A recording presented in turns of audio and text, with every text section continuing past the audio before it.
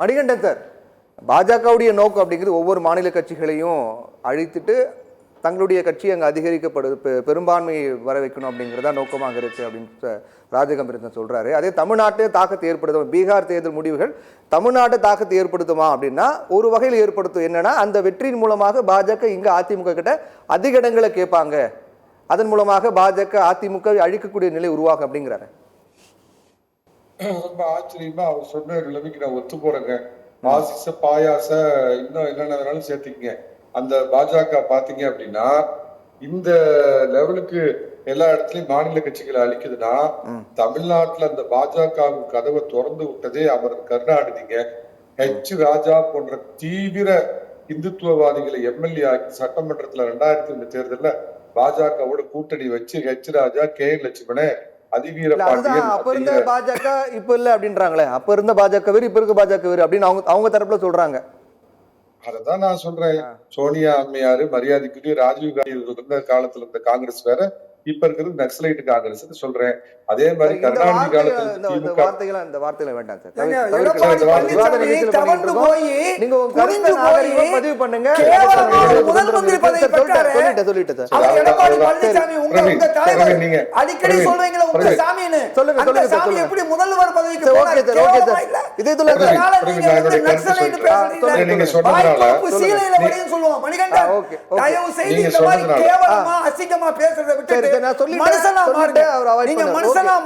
நீங்க நல்லா இருப்பீங்க.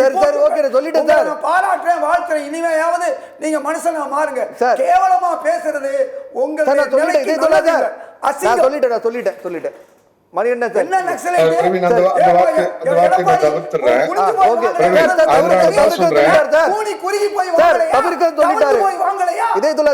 கேவலம் இல்லையா? ஒரு முதல் மந்திரி பதவிக்கு ராகுல் காந்தி பிரதமர் பதவி வரக்கூடிய வாய்ப்பு இருந்தோம், ஏன் அவரை வேணாம்னு சொன்னாரு? சரி, ஓகே, நான் பேசுறேன். அவர் தவிர்க்க சொல்லிட்டாரு. கேவலமா பேச முடியாதா? சர்டிபிகேட் எங்க, குடும்பம் எங்கன்னு கேட்க முடியாதா? இவ்வளவு கேவலமா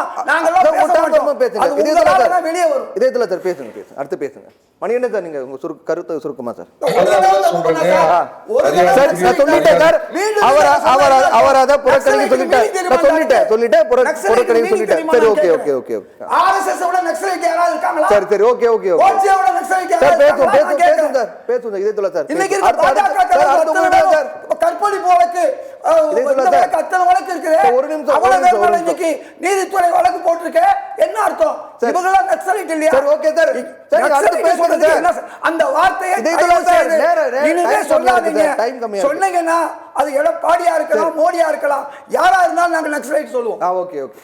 மணிகண்டன் சுருக்கமா.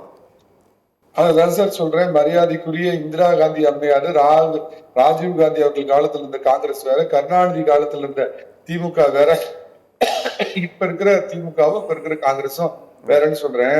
எமர்ஜென்சில இந்திரா காந்தி அம்மையார் சிறைப்படுத்தப்பட்டதுக்கு அப்புறம் மீண்டும் பிரதமராகி வெளிநாட்டுக்கு போனப்ப உங்களை எமர்ஜென்சி காலத்துல மொரார்ஜி தேசாய் அரசு உங்களை கொடுமைப்படுத்துச்சு அப்படின்னு அமெரிக்காவோட மைக் பிடிச்சு கேட்டப்ப மரியாதைக்குரிய இந்த தேசத்தினுடைய வீரமங்கைன்னு போற்றப்படக்கூடிய இந்திரா காந்தி அம்மையார் சொன்னாங்க, அது என் நாட்டினுடைய உள்நாட்டு பிரச்சனை, அதை என் நாட்டுல பேசிக்கிறேன்.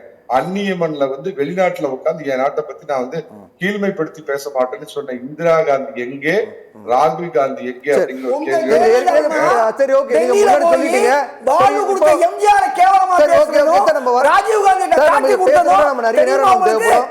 சரி, முதல் மந்திரியா இருந்து ஊழல் வழக்குல செயலுக்கு போனது யார் தெரியுமா?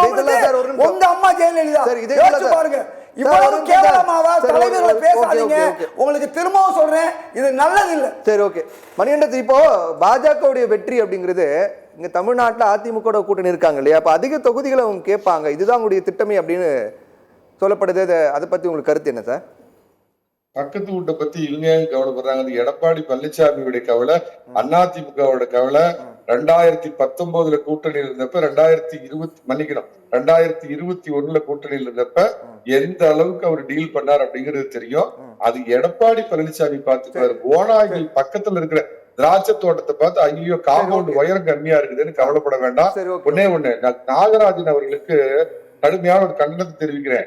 டெல்லியில இந்த ஏற்பட்ட இந்த குண்டு வெடிப்புக்கு யார் காரணம், அவங்க பேரை சொல்ல முடியுமா அப்படின்னு கேட்டாரு.